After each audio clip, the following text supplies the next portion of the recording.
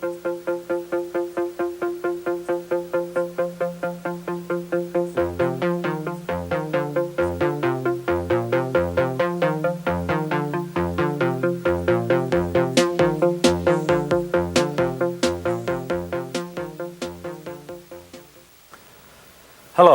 I'm Stephen Wolfram. This is going to be a tape about Mathematica. It'll be divided into two parts.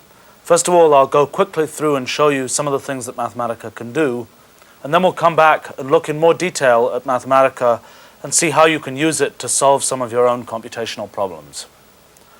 So the main idea of Mathematica is to be a general tool for doing mathematical calculations. There are several different kinds of calculations that one needs to be able to do. Three basic kinds: numerical calculations, symbolic and algebraic calculations, and graphics. In numerical calculations, one's working with numbers, getting results that involve just numerical answers.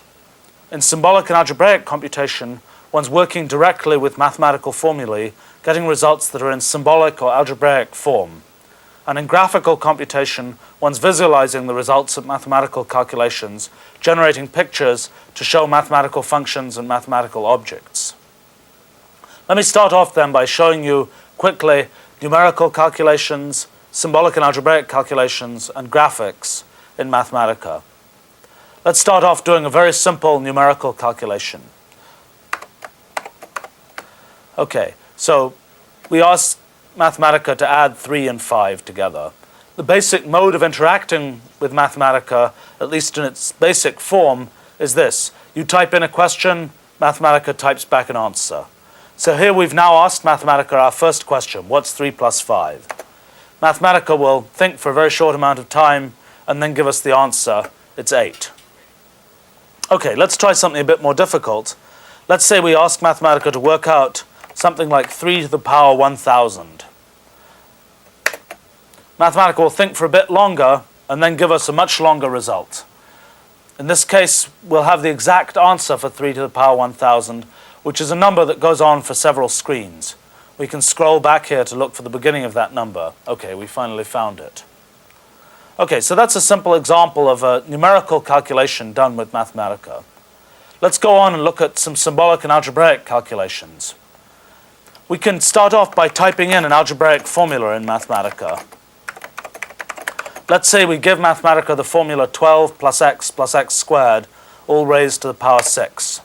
Here's the formula.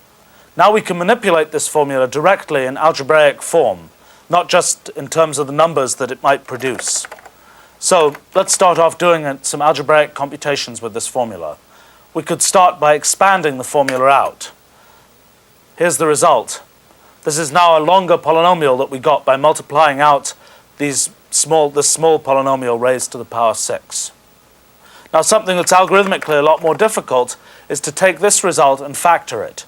Try and crunch it back down again to give our simple and original form. So if we ask Mathematica to factor this, it'll take it a little while, but eventually we'll get back that simple form we first typed in.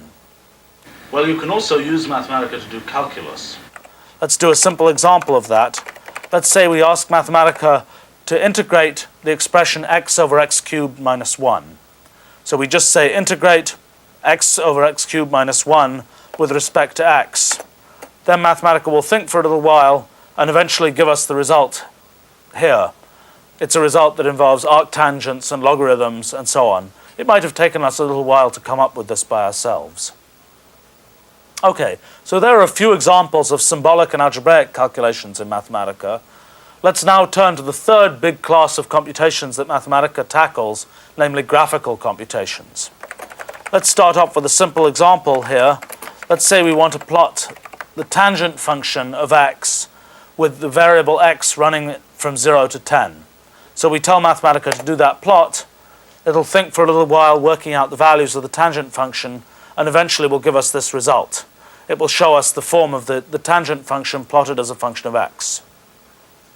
Well, we can do not only two-dimensional graphs in Mathematica, but also three-dimensional ones. So, for example, I could tell Mathematica to plot the function sine of x times y with x running from 0 to 3 and y running from 0 to 3. Got cut off on the right-hand side of the screen here, but I can just move it over like that. Okay, let's tell it to do this computation. It'll think for a while, working out some number of hundreds of points in the function sine of x times y, and eventually give us this result. If we scroll over a little bit, we'll be able to see the thing. So there's some examples of graphics in Mathematica. We can actually do some pretty sophisticated graphics with Mathematica. Let me show you one example of that. We can take a function like the one we just produced, display it in color, and actually animate it by making a sequence of frames that correspond to the different pieces of a movie and then running them in quick succession. Okay, so that pretty much finishes the quick run through the capabilities of Mathematica. So now we've gone quickly through the three basic kinds of computation that Mathematica does: numerical computation, symbolic and algebraic computation, and graphics. Let's go back and look in a bit more detail at each of these areas. Let's start off with numerical computation.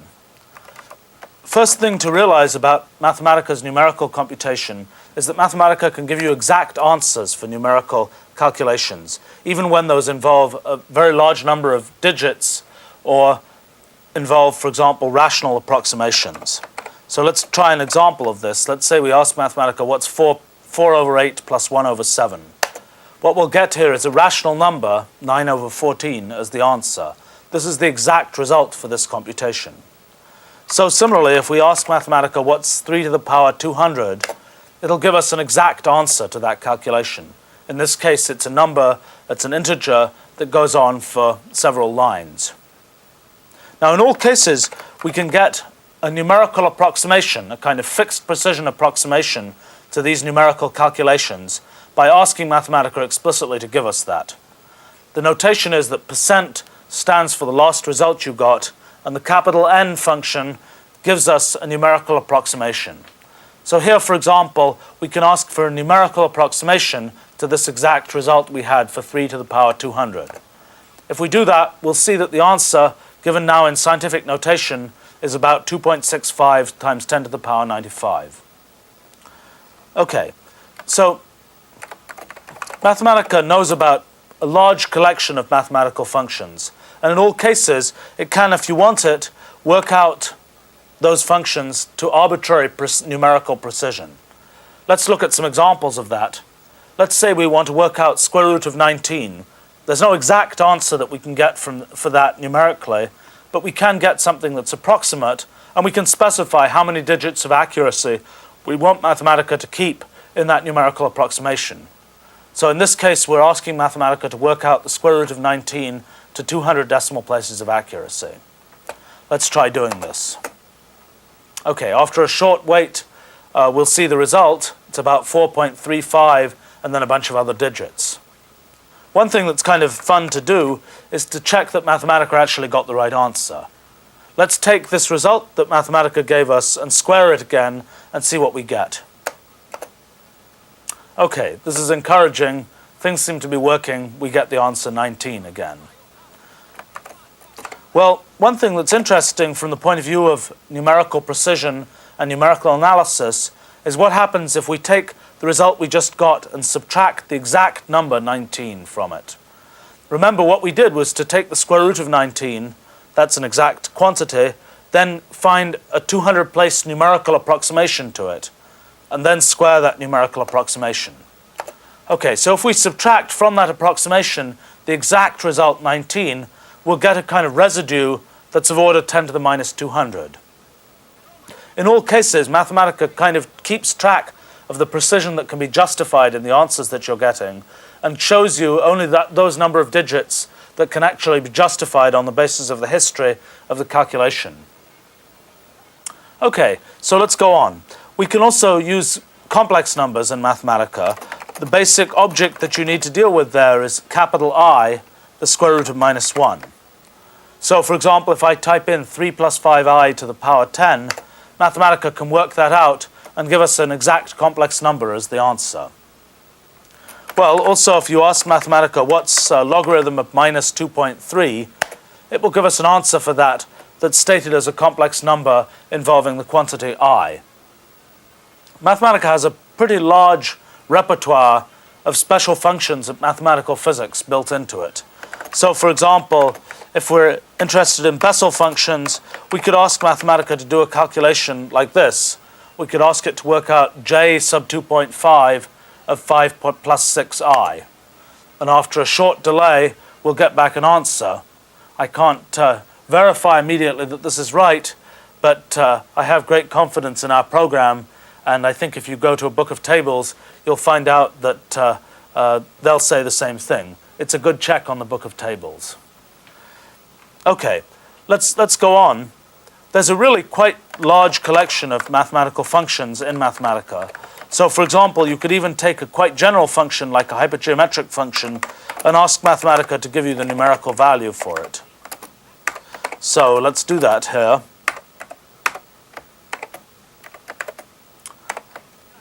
Hypergeometric functions have quite a few arguments. This is the 2f1 hypergeometric function, which has a total of 4 arguments. So after a short delay, Mathematica will give us the result for the computation involving this hypergeometric function. Well, there are a whole lot of kinds of calculations that you can do numerically with Mathematica. Another class of calculations are ones involving just integers. Let's take a look at a few of those. For example, you could ask Mathematica to factor an integer. Let's type in a sort of random integer. Now, after a short delay, Mathematica will show us the factors of this integer. They're 73 to the power 1, 137 to the power 1, and 2,341 to the power 1.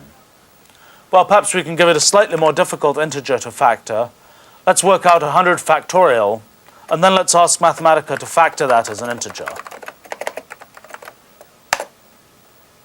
After a short delay, we'll see the result. We get here a sequence of all of the primes starting at 2 and ending at 97. 2 appears 97 times, 97 appears just once. Okay, so that's a little bit of numerical computation with Mathematica. A final thing to talk about in terms of numerical computation is dealing with vectors and matrices. So, for example, we can type in a matrix in Mathematica. Let's say the matrix 3, 4, minus 2, 7. A matrix in Mathematica is represented as a list of lists. Those curly brackets show you where the lists begin and end. So with this matrix, we can now ask, for example, for the inverse of the matrix. And Mathematica will give us an exact result for that inverse, in this case in terms of rational numbers.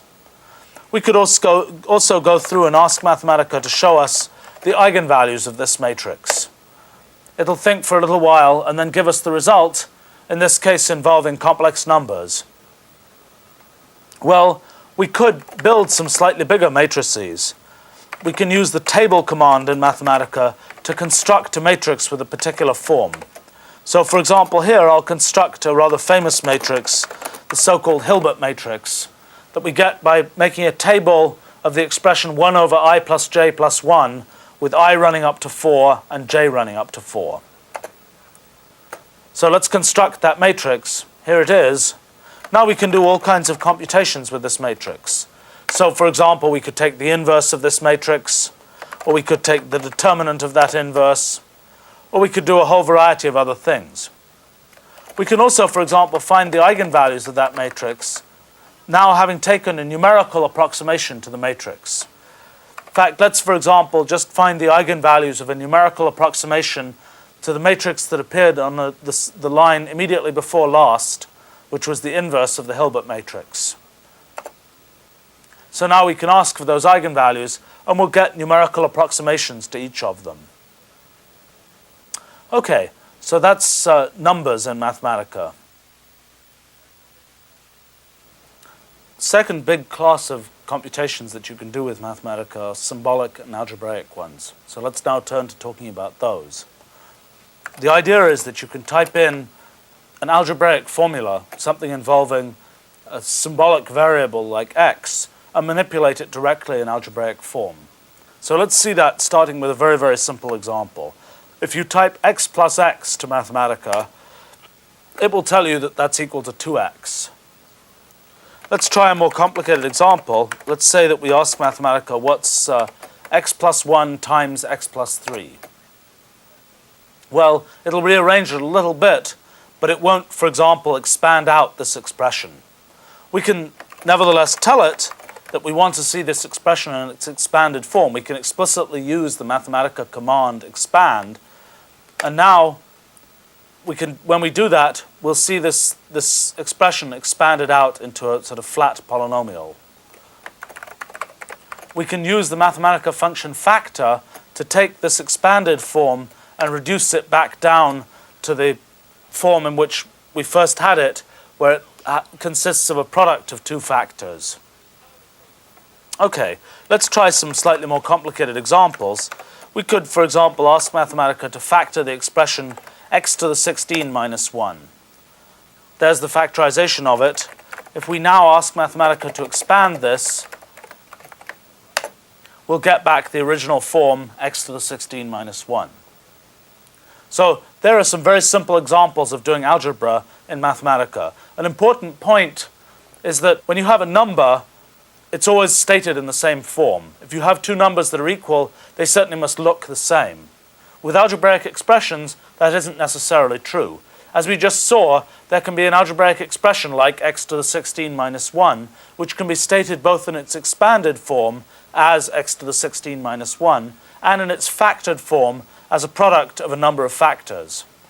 Well, that means that the problem of figuring out whether two algebraic expressions are equal is a more difficult one than working out whether two numbers are equal. And sometimes we'll have to use operations like expand and factor and so on to be able to work out whether two expressions are actually mathematically equal. Well, let's go on now and look at some other kinds of symbolic and algebraic operations that you can do with Mathematica. Another thing we can do is to solve equations. Let's take a simple example of that. Let's look at just a quadratic equation. So here I'm typing in the equation x squared plus 2 times a times x plus 1 is equal to 0. And I'm asking Mathematica to solve that equation for x. Well, what I get as the result are these two roots. X is either this one form involving a or this other form down here involving a. One thing that's of mathematical interest is as follows. What happens if we ask Mathematica to solve an equation where there isn't a closed form solution that can be given, where there isn't a solution that can be stated just in terms of square roots and cube roots and so on of numbers? So let's ask Mathematica to solve the fifth degree equation, x to the 5 plus 3x plus 1 equals 0, and see what happens. Well, it doesn't get very far with that equation. All it does is to tell us the root of that equation is this symbolic form that involves the function roots. However, following the sort of general principles of Mathematica, we could always tell Mathematica to take this symbolic form and now give us a numerical approximation to the results. Here's what we get. There's a sequence of pieces that correspond to the complex roots of that equation. So, for example, here we'll see an expression that involves the square root of minus 1, capital I, and it's a formula for x in this numerical approximation. And then there are a sequence of other roots down here. Okay, so you can solve some pretty complicated equations with Mathematica. Let's try typing in a much more complicated one. A nonlinear set of coupled polynomial equations. First equation in the set is going to be the equation x squared plus y squared equals 1. That's an equation for a circle. Now we can add another equation, say x cubed plus x times y plus y squared is equal to 0. Tell Mathematica to solve this pair of equations for the variables x and y. Mathematica will think for a little while, and then it will give us this result here, which isn't yet an actual solution to the equations, but it is a much simplified form of the equations. Mathematica uses a technique called Grosvenor basis reduction to try and simplify sets of equations and put them in a sort of triangular form. So here, for example, the first equation depends only on x, with a linearly on x and non-linearly on y, and the second equation down here depends only on y. So having got this kind of symbolic form, we can once again find a numerical approximation to our results. So here now we're asking Mathematica to take that symbolic form and find a numerical approximation. and after a little while it will give us a collection of real and complex roots to this equation, solutions for the parameters x and y. Well, another thing to know about solving equations in Mathematica is how Mathematica treats sort of subsidiary variables that may appear in the equation. For example, let's say we ask Mathematica to solve the equation ax plus b equals 0. Solve that for x. Well, what Mathematica will first give us is the kind of standard textbook answer for the solution to this equation. It will tell us that x is minus b over a. But one thing you might ask is, what does this solution mean when a is equal to 0? This isn't going to be meaningful in that particular case. So there's a more pedantic form of the solve function that you can use in Mathematica. Let's try that.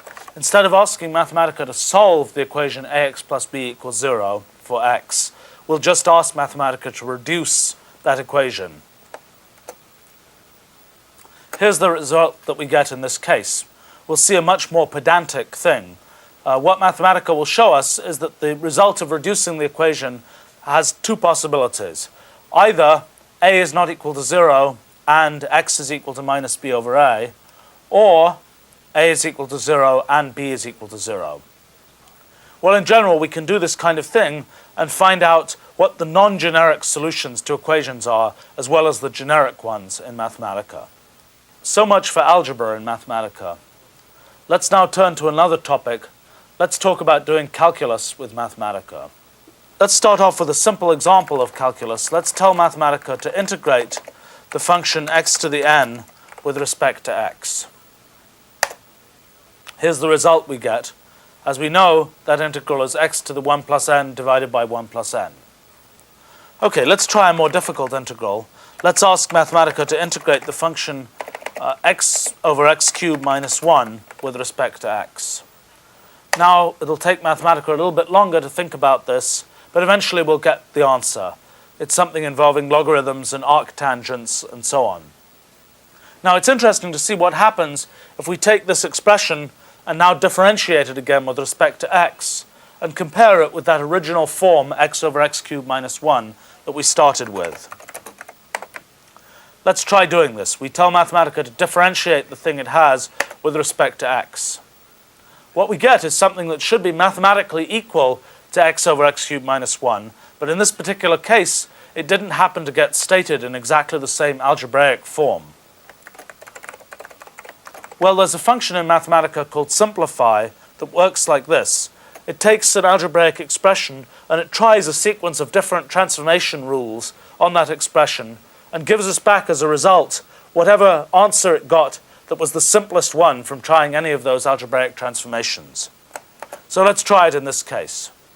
It'll think for a while, trying a bunch of different transformations, and eventually it gives us back this answer, which we can readily recognize as being equal to the original form we had. Okay, let's try asking Mathematica to do a few other integrals.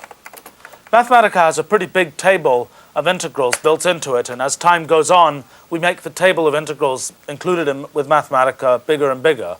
Here's an example of something that got done by looking up some rules in the table of integrals that Mathematica has. We asked Mathematica to integrate logarithm of x with respect to x.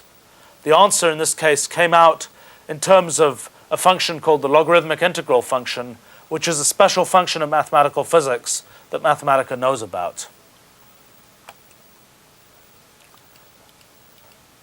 Okay, let's turn to some other kinds of calculus-related symbolic operations that you can do with Mathematica. Let's talk about power series expansion. When you work with numbers, it's very important in many cases to be able to have a floating point number, to be able to have a number that's a kind of approximation to the exact number you're working with, and that is maintained to a particular degree of precision. Well, there's an analog of approximate floating point numbers for algebraic formulae. The analog is power series. We can ask Mathematica, for instance, to find a power series expansion for e to the x times sine 2x about the point x equals 0 to sixth order in x. Here's the result that we get. Now we can take this power series form and manipulate it, applying, for example, exponentiation functions to it and so on. Mathematica will always make sure that it gives us back an answer that's another approximate algebraic expression that again is produced to the degree of algebraic precision that can be justified on the basis of the calculations we've done so far. So let's, for instance, ask Mathematica to work out the exponential of this function. Here's the answer. Again, it's a power series, but it's worked out just to order x to the 7th. That's as precise as we could justify on the basis of the sort of history of this computation. If we take the logarithm of this power series, we'll get back again the power series that we first worked out. Well, Mathematica can also handle power series of purely formal functions, functions like f of x, rather than things like sine of x or exponential of x. Let's try that out.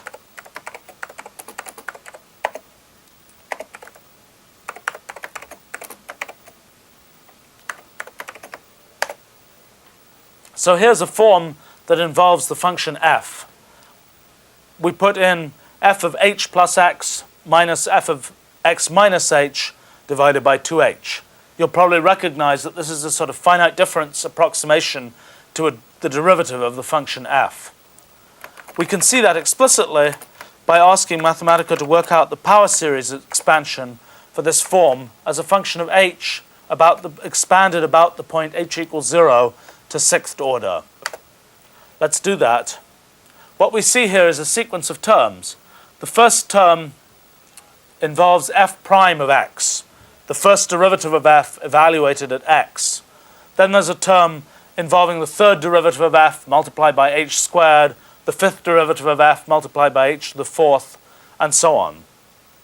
So here we see that Mathematica was able to treat the function f in a purely formal fashion and work out this power series symbolically in terms of it.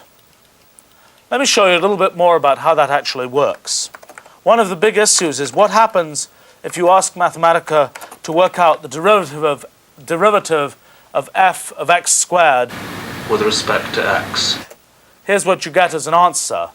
The answer, Mathematica uses the chain rule to write this derivative as 2x multiplied by f prime evaluated at the point where its argument is equal to x squared.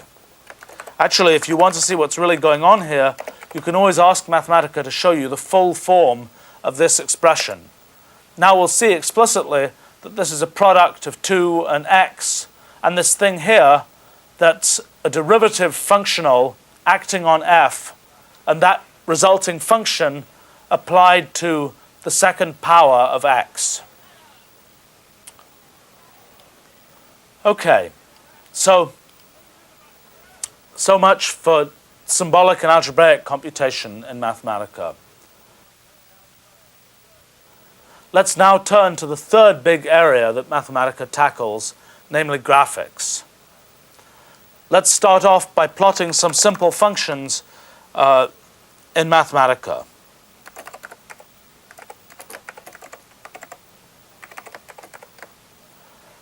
Let's ask Mathematica to plot secant of x, sec of x, as a function of x from 0 to 10. Program will think for a little while and eventually give us a picture of that secant function. Now, there are a number of technical things that it's important to say about these pictures produced in Mathematica. One of them is that all the pictures are represented in a graphics description language called PostScript, which is the language that's used, for example, by the Apple LaserWriter and by many other kinds of printers and display devices. One important aspect to PostScript is that it's a resolution-independent way of describing graphics. That means that if I take this picture and resize it, make it bigger, for instance, I can have Mathematica draw the picture at any resolution, at any size. I could also, if I wanted to, take this picture and actually look at the PostScript that lies behind the actual graphic image here. We can take the graphics and actually see the PostScript representation of it, the kind of textual description that lies behind the image that we had. PostScript language is a great language, but it's in many respects a lot more obscure than Mathematica, so don't be put off by how complicated this looks. Nevertheless, since I happen to know the PostScript language. If I can find it, I can actually go in and edit this PostScript and modify the appearance of the picture that we had there. So let me go in and change a couple of lines of the PostScript code that describes that picture. And then let me go ahead and tell Mathematica to redisplay the picture using this modified PostScript. So as you see, what happened is that we made the line a bunch thicker and turned it red. Now, what's important here is that you can take the PostScript description of a graphic that's produced by Mathematica, and you can take it and transport it to a whole bunch of other kinds of media. So, for example, you could take the graphic, send it to a printer of any kind of resolution, and have it print out at the resolution of that printer. Or you could take the graphic and you can paste it into something like a desktop publishing program. You can put it into that program in encapsulated PostScript form so that it maintains its resolution independence and clarity even in that medium. Okay, well, let's go on and look at some other kinds of graphics in Mathematica. One thing you might wonder about is how does Mathematica fare if you ask it to plot a function that's really quite difficult to plot, like sine 1 over x. See, the problem with that function is that when x is close to 0, 1 over x gets very large, and sine 1 over x wiggles infinitely often. So the question is, what's Mathematica going to do in a case like this? Well, first of all, it complains a bit and says that you're trying to divide by 0, but after it's through complaining, it will produce a result. Here's what it produces. What happened here is that Mathematica goes in when it finds that the function is wiggling a lot and samples more points in the evaluation of the function to try and track all of those wiggles that are happening. And it does a pretty reasonable job at that. This picture looks very much like what the final function sine 1 over x would look like. Now, there are all sorts of knobs and switches that you can set to determine just exactly how graphics is produced by Mathematica in cases like this. For example, you can tell Mathematica to spend more time and track those wiggles more accurately, or perhaps spend less time, track the wiggles less accurately. Let's look, for example, at exactly what the options to the plot function are. There's a long list of them. Here's just a few. You can tell Mathematica to plot the picture with a different aspect ratio. The default is the 1 over the golden ratio, or with different numbers of points to start off with, and so on. The general policy that Mathematica follows is to use a sensible set of defaults, which will work most of the time. But if you happen to want to tweak things to get it just right for your particular case, you can go in and reset these options so that you can get something that's optimal for your particular case. Well, Mathematica uses the same kind of approach when it does three-dimensional graphics. Let's get a picture of a three-dimensional function. We'll ask Mathematica to make a picture of the imaginary part of the secant function of x plus iy, with x running from -3 to 3 and y running from -3 to 3. And we'll kind of set a special option here to tell Mathematica when it gets a surface that represents this function, shade it using some simulated lighting algorithm so as to add some sort of color to that surface. So it'll think for a little while here and eventually generate a picture of this function, and we'll see that that picture contains color that represents the color that you would get if you had 3 light sources shining from the right-hand side of the image onto this surface. Now again, there are all sorts of knobs and switches that you can set here. For example, you might ask Mathematica to show the surface from a different point of view. Let's say from the viewpoint 4, 5, minus 7.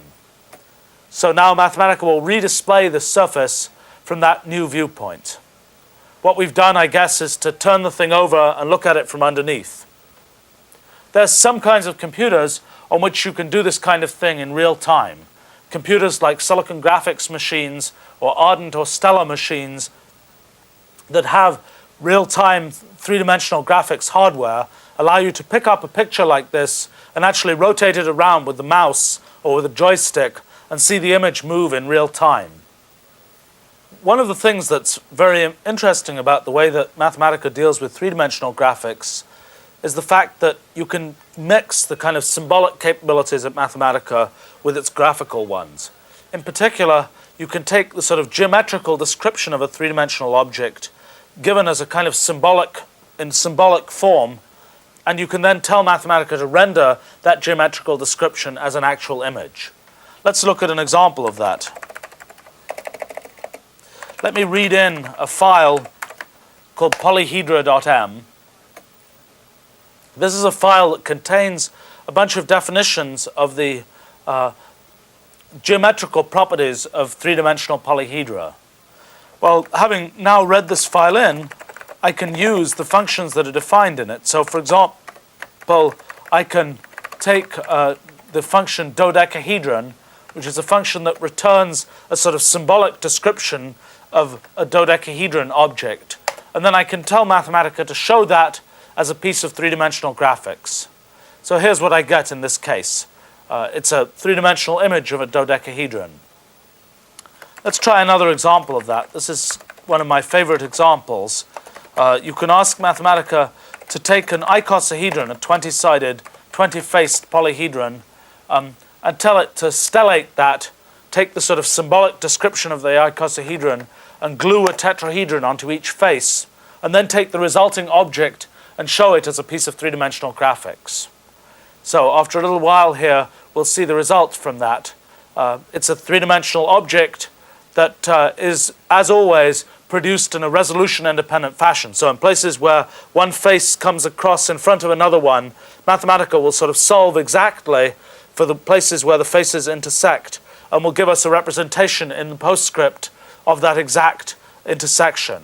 Even if faces stick through each other like that, you'll find that Mathematica will solve exactly for the appropriate intersections and give you the right results. Now, as always, because this is a resolution-independent piece of postscript graphics, you can take it and you can resize it any way you want. Let's make this picture very big. Now we can just see on the screen a part of the image of our stellated icosahedron, but we'll notice that all of the hidden surface elimination and so on is still done in an exactly appropriate fashion. So there's some three-dimensional graphics in Mathematica. As well as doing kind of graphical output in Mathematica, we can also do some forms of graphical input. Let me show you an example of that. Let's first of all plot a simple sine curve. We'll tell Mathematica to plot sine x in the range 0 to 2 pi. Here's the result. Now, if I hold down the appropriate key here, I can have Mathematica show me in real time a display of the coordinates in this picture that I'm picking out with the mouse. If I want to, I can actually go on and kind of scribble on this picture. I can draw in my approximation to a sine curve.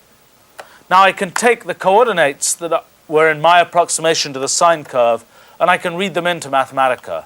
So there are all the coordinates that came from the points that I clicked in to Mathematica here.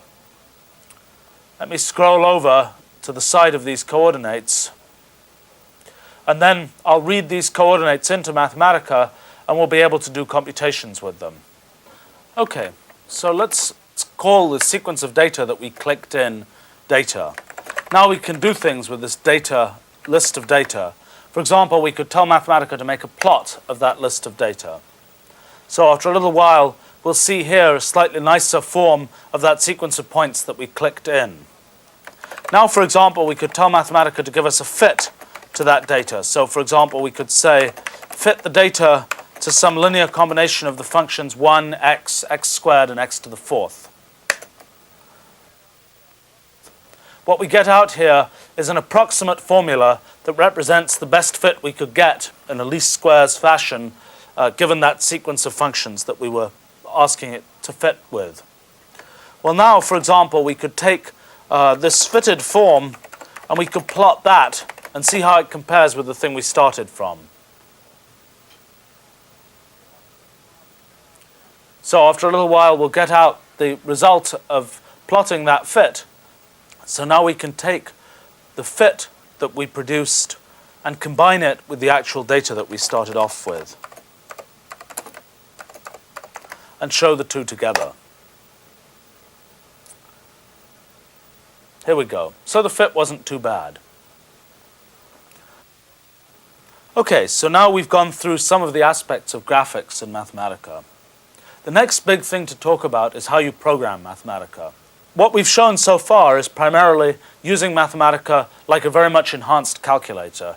You type in a question, whether it be numerical, symbolic, or graphical, and Mathematica prints back the answer. You can also use Mathematica in a somewhat more advanced way as a programming language.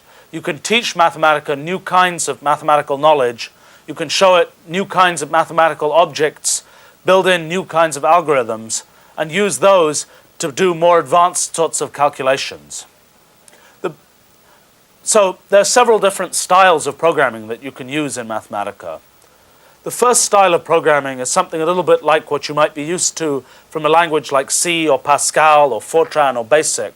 It's a kind of procedural programming. The idea there is that you show Mathematica in a step-by-step fashion how to execute some kind of algorithm.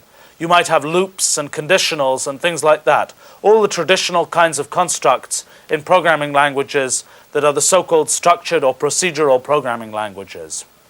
Now, it turns out that some things work a lot more nicely in Mathematica than they do in those more traditional languages. You see, the primitives in Mathematica are much higher level than in those other languages. It's a primitive in Mathematica to take the GCD of two numbers or to work out the eigenvalues of a matrix. So you don't have to go back to a lower level and build up those operations from scratch. You can take those operations for granted and build on top of those operations more advanced kinds of algorithms and so on. Another thing that turns out to be a big advantage of Mathematica as far as procedural programming is concerned is the interactive nature of the system.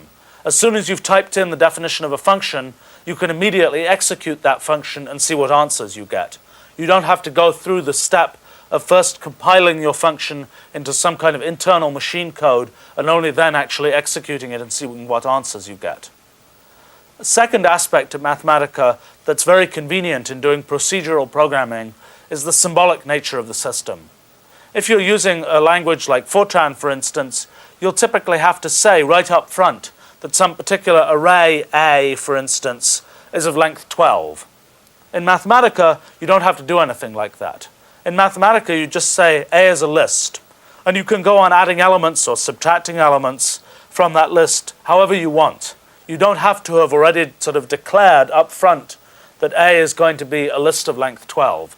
You can just let the thing grow and shrink dynamically as the program runs, because all sizes of lists are equally good symbolic expressions. It turns out, in fact, that we're seeing an awful lot of users of Mathematica prototyping algorithms using Mathematica. It's a lot faster to write many, many kinds of algorithms in Mathematica than in a traditional language like C, Pascal, or Fortran. If you really, really are wanting to run your algorithm a million times, it may be better at some time to take the final form of your algorithm and rewrite it in a language like C or Pascal, because that way you can actually have the thing executed at exactly as fast as the machine you're running on will let it go. If you run in Mathematica, because it's a much higher level system, it won't run as fast for doing kind of low-level operations as a compiled language would. On the other hand, one thing you can do with Mathematica is to set it up as a kind of control system controlling an external C or Fortran or Pascal program. So you set up your calculations in Mathematica, then kind of send off the commands to your external program, let the external program crunch for a while, and then get the results back into Mathematica for analysis, graphics, or whatever else. So the second major style of programming in Mathematica is functional programming, essentially in the tradition of APL. Like APL, you can, with Mathematica, set up lists and tensors and arrays and manipulate them with a variety of functions. Unlike APL, Mathematica spells out all of the commands it uses, doesn't use any of those strange symbols. And also it's somewhat generalized from the way that APL works by including symbolic functions as well as numerical ones. The third major style of programming in Mathematica, perhaps the most important one, is one that tries to take something that you can translate directly from tables of mathematical formulae and so on. If you look at a table of mathematical formulae, what you'll typically see is a sequence of results which say, if you have a mathematical formula of this form, it can get transformed into something of this form. So we tried to mimic that in Mathematica and give one a way to just specify a sequence of transformation rules for mathematical expressions. Let me show you some examples of this. Let's start off with something very simple. Let's start off trying to define a factorial function in Mathematica. The first thing that we might do is to give Mathematica the rule that factorial of 1 is equal to 1. Okay, so having given it that rule, if we now ask Mathematica what's factorial of 1, it'll very correctly tell us, using the rule that we just specified, that factorial of 1 is equal to 1. But if we now ask what's factorial of 12, Mathematica won't know that. It will just tell us for right now factorial of 12 is equal to factorial of 12. It doesn't yet know a transformation rule that allows it to transform fac of 12 into anything different. Well, we can add a rule that would allow us to transform that. We can tell Mathematica the general rule for what's fac of n, what's fac of anything. The underscore there we call blank and represents in Mathematica any expression. So this is now saying fac of any expression, blank, that expression is named n, is equal to fac of n times fac of n minus 1. Okay, so now we've given a second rule for the factorial function. Having done that, we can ask Mathematica what's fac of 20. It'll now give us the result, and we can compare that with the built-in factorial function and see that it actually did get the right answer. We can ask Mathematica now what the complete set of rules that it knows for the factorial function is. What we'll see is two rules, the two that we gave it.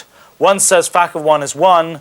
The other one says in the general case for any expression blank, fac of n is n times fac of n minus 1.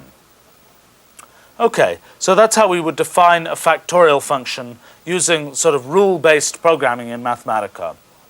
Let me now show you another example of how one can use rule-based programming.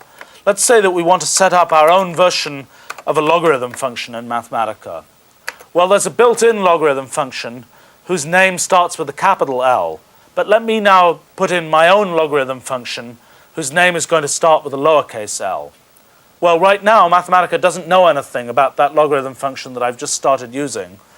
So, for example, if I say enter the expression log of some product of terms, Mathematica won't yet know that that log of a product is equal to a sum of logarithms.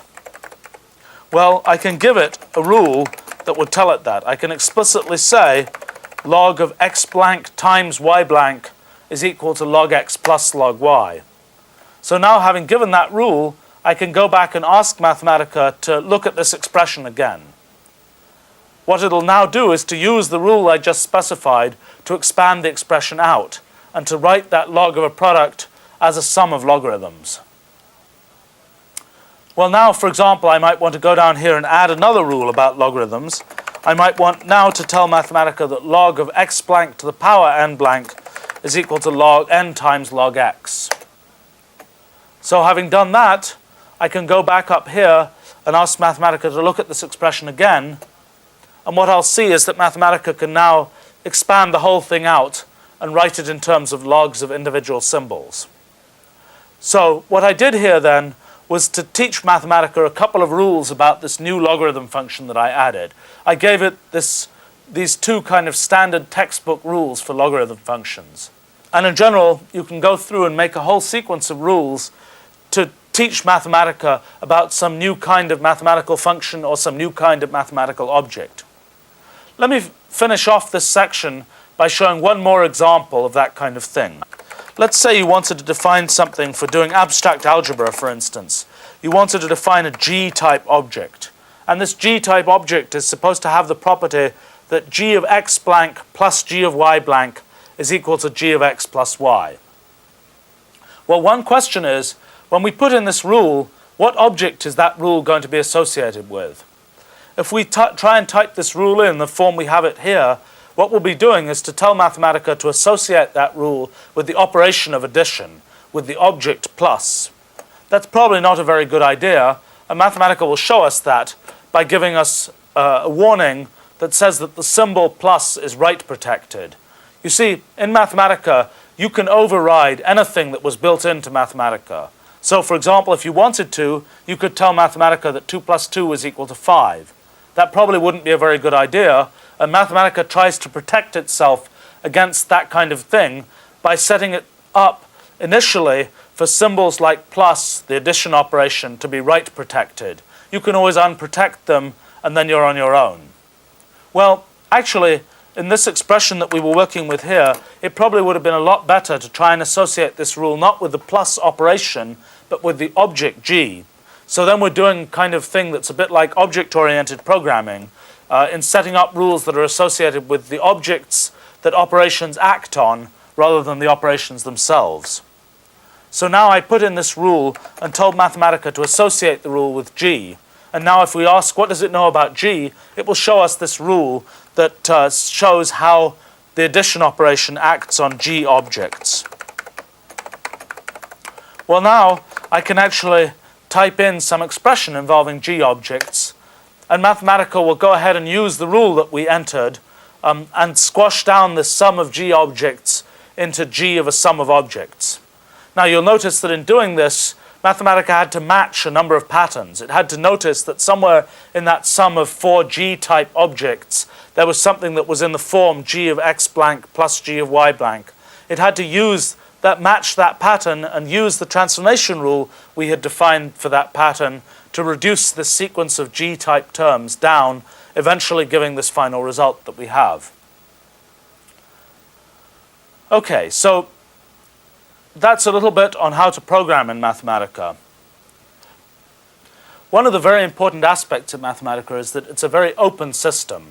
It has many ways in which it can interact with the outside computer environment. So, for example, you can take results that you get from Mathematica and feed them straight into other systems. We already saw how you can do that with graphics. You can take PostScript graphics images and paste them into other programs. You can do that with other things too. For example, let's say that we've got an algebraic expression as a result from a Mathematica calculation.